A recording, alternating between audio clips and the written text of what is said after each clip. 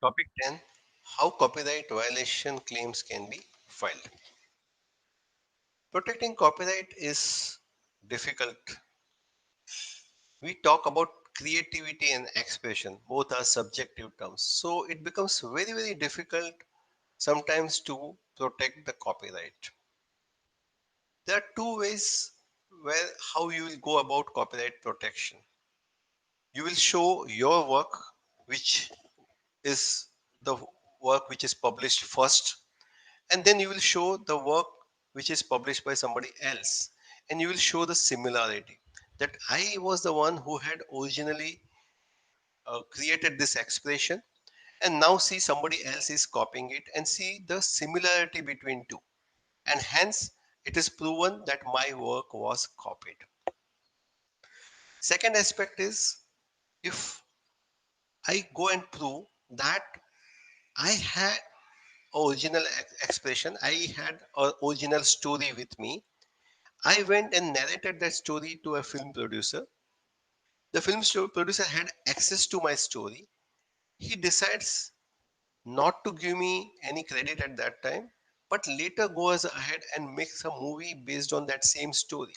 So I have evidence to prove that I had met the producer, I had narrated my story, and after that, he has gone ahead and made a movie without giving me any due consideration. So these are the two ways you can go and fight for your copyright protection. Now, how the judges decide. So let us take three examples. There is a copyright violation for a computer program. Then what do they do? There is something called subtraction test. So what do you do is you remove all the unnecessary elements. So when I talk about two computer programs, I'll not talk about how the screen looks like, but I'll look at the core component, that what that program does. And then those core components of program are compared. So you remove all the nice things which are around the core expression, and then you take the core expression and you test both of them, and then you say that yes, a copy has happened or not. So that is called subtraction test. When it comes to drama, generally you go for pattern test. Pattern test is you check all the sequences. So in a drama, if the actors, the hero, heroine, villain, they show similar characteristics as the first drama, or the situations are also in the same sequence, then you can go ahead and say that see the entire drama sequence, frame by frame, things have been copied, lot of dialogues have been copied, lot of situations have been copied, in even the way the characters are showing themselves, like they are expressing themselves, that is also copied. So that is a pattern test. What happens if something like a painting is there?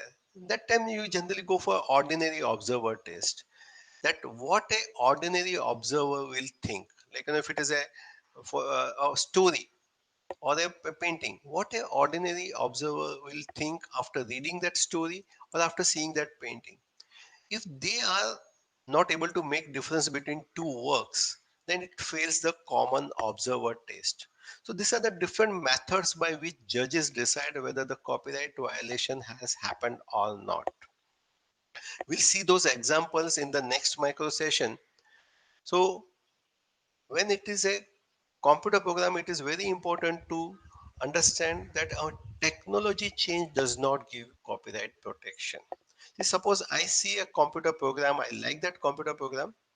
Now, instead of paying royalty to the original programmer, what do I do is that I will copy that expression, and then I write a program with in a different computer programming language, and then I go and claim protection that no, I have not copied. See, it's a totally different computer language. The judges will say no. They'll say what is a core expression? It is written in whichever computer language, it doesn't matter. So similar thing goes for a novel also. That if I read some very good novel in English and then I write a similar novel in Hindi, where I'll go and claim that oh, both the languages are completely different, then that is not the protection you will Git. It is known as a literal copying, which is not protected. So you can also check whether there is a literal copying of your work or not, and you can get copyright protection file for that uh, kind of uh, cheating by somebody else. So let us uh, check all the points once again. Copyright violation claims are difficult to prove. You have to prove close similarity between two expressions. You have to establish link between copyrighted work and the copied work. Then there is other way is that you prove that there was an earlier contact between two authors when work was discussed, and there was access to copyright material before or after publication. So this is more about showing the intention, the malified intention of other party. Now, how the judges will decide in case of copyright violation? We saw that they go for subtraction test. That is, they check that the idea is expected expressed in abstract form will look like what.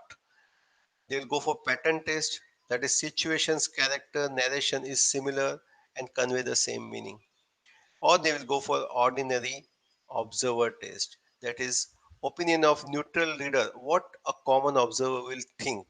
So these are the different tests they employ for giving judgments. Copyright violation for computer program, you remove all unnecessary part of program and you compare the core. And change of technology does not give you copyright protection. Compilation of data also has copyright protection. So somebody may say that, oh, I am not, I'm having a totally different computer program. Only my database schema is similar. My database, computer database is similar. That also is not a valid argument. You do not get copyright protection.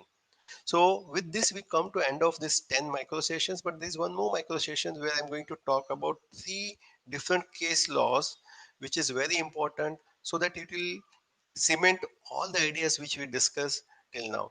So I stay with me for the next micro session, the case laws on copyright.